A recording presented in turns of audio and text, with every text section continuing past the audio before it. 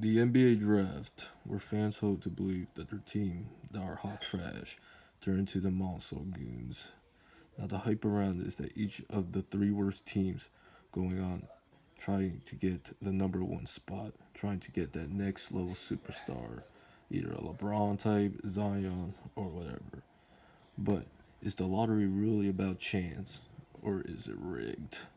Let's start off with the first lottery in the 1985 draft. Now let's start off with the hype god, Patrick Ewing. Was a god at college basketball, playing at Georgetown. He won the national championship as well as National College Player of the Year in 1985. He was also a three-time first-team All-American. So every team was going to tank to get him.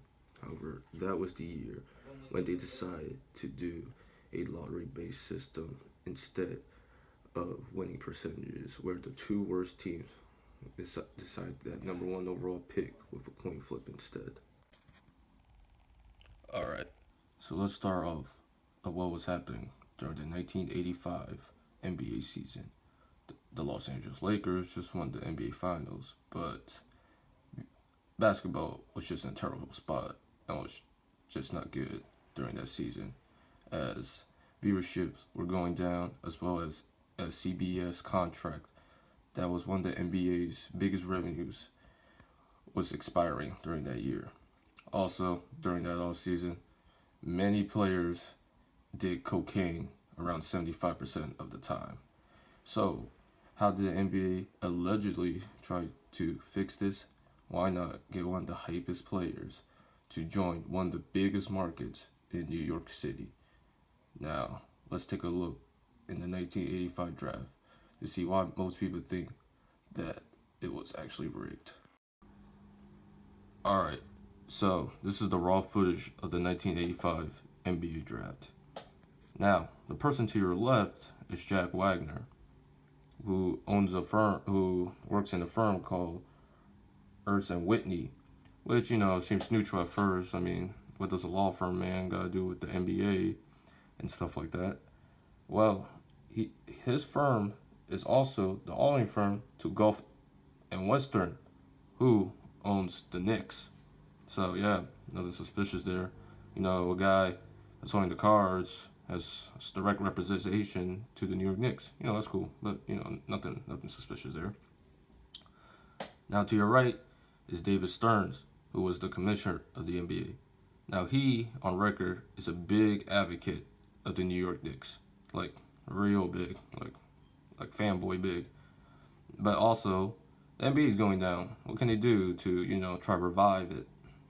No pressure there, Dave. Nothing suspicious. Both men on equal footing.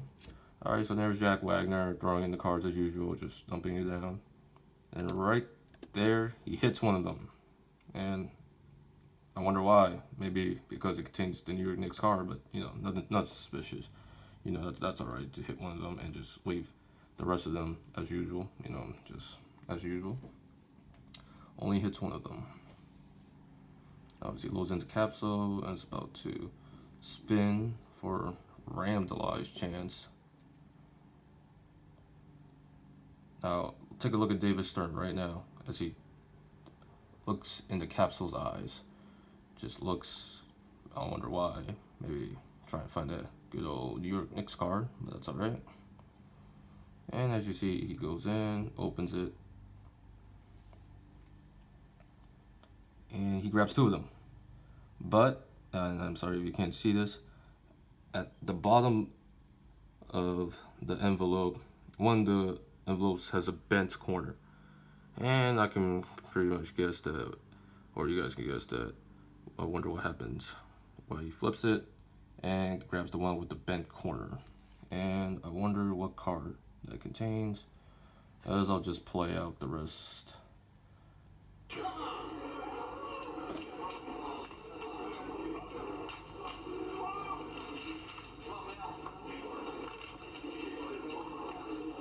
Second pick in the 1985 NBA draft goes to the Indiana Pacers. The horseshoe works. Basketball is back in New York City, my Alright, so what he meant by that was the Pacers and the Knicks both had one of the worst records in the NBA. And since the Pacers got the second overall pick, it was now assumed that the Knicks would now have the first overall pick, which they did. And they got Patrick Ewing, and pretty much the rest is history after that. Alright, so after the 1985 draft, there's been numerous conspiracy theories about the draft, as one of those top ones was the Anthony Davis one, where the New Orleans Hornets somehow got the number one overall pick, though only having the fifth best odds to get them. The first pick in the 2012 NBA draft, the New Orleans Hornets select Anthony Davis.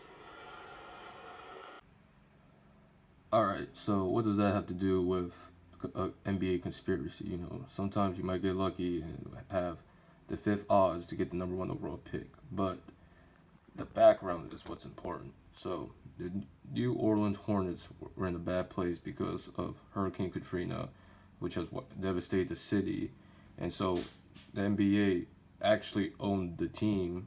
So they were trying to look to sell the team, but with no takers and with sales prices going down, viewership going down, as well as New Orleans was not a big market, so no one was actually looking to buy it. So again, a common theme is, how do you get someone to buy what you don't want? You get a generational player like Anthony Davis.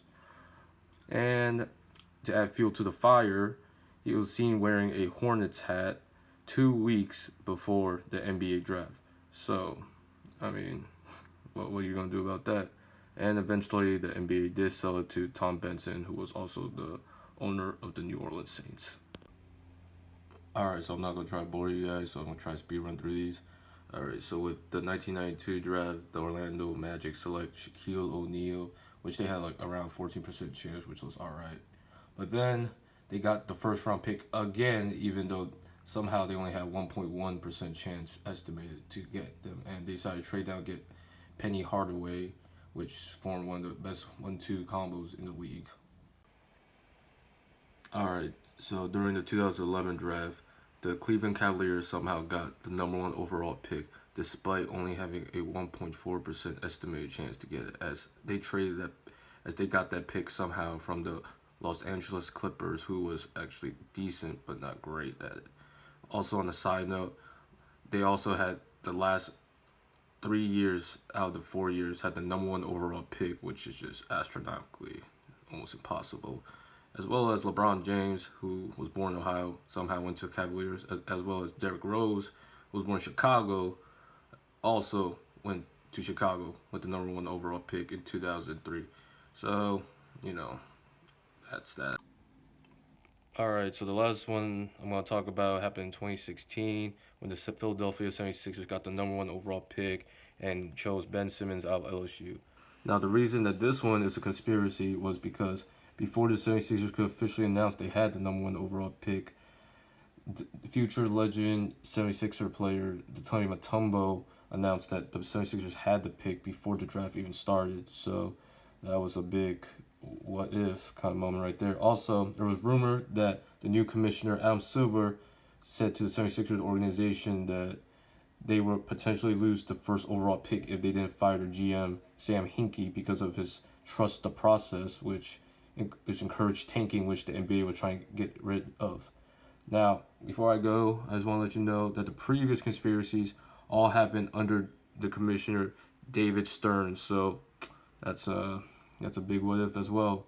But that's the end of this video. Like, subscribe, whatever. And yeah, I'm probably never going to make another video again. Thank you.